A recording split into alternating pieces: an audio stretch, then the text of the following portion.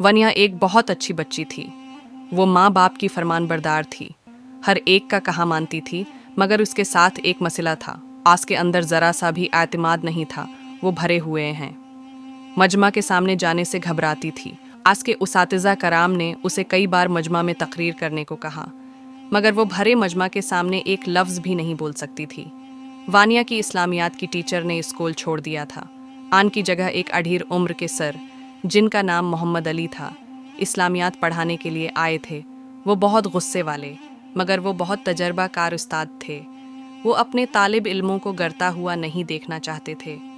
जब से उन्हें मालूम हुआ कि उनकी जमात पंजम की तालबा वानिया के अंदर एतिमाद नहीं है, तो उन्होंने उसके अंदर सूए हुए एतिमाद को जगाने का फ़ैसला किया।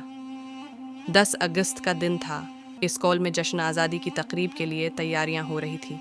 सर मोहम्मद अली ने वानिया को स्टाफ रूम में बुलाया। वानिया डरते डरते कमरे में दाखिल हुई। सर ने उससे कहा, उस बार तुम्हें यौम आज़ादी के दिन तकरीर करनी होगी। वानिया सर की बात सुनकर घबरा गई। सर, मैं थोत तकरीर नहीं कर सकती आए। सर ने कहा, मैंने जो कह दिया सो कह दिया, अब जाओ और तैयारी करो। वानिया बेचारी परेशान हो गई।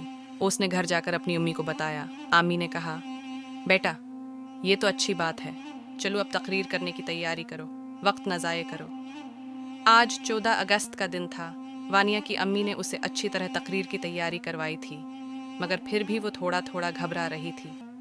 टीचर अब तकरीर करने वालों के नाम लेने वाली थी।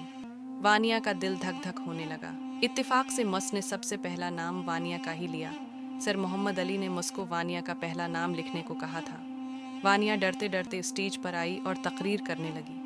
तकरीर करते हुए उसके पांव बरी तरह कांप रहे थे, मगर वानिया ने इतनी ज़बरदस्त तकरीर की कि तकरीर के मुकाबले में वो सबसे आगे रही।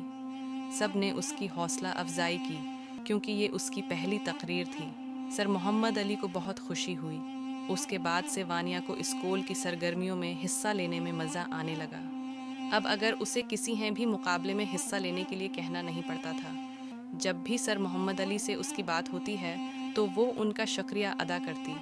अगर वो उस वक्त वानिया पर सख्ती न करते तो उसके अंदर एतमाद न पैदा होता।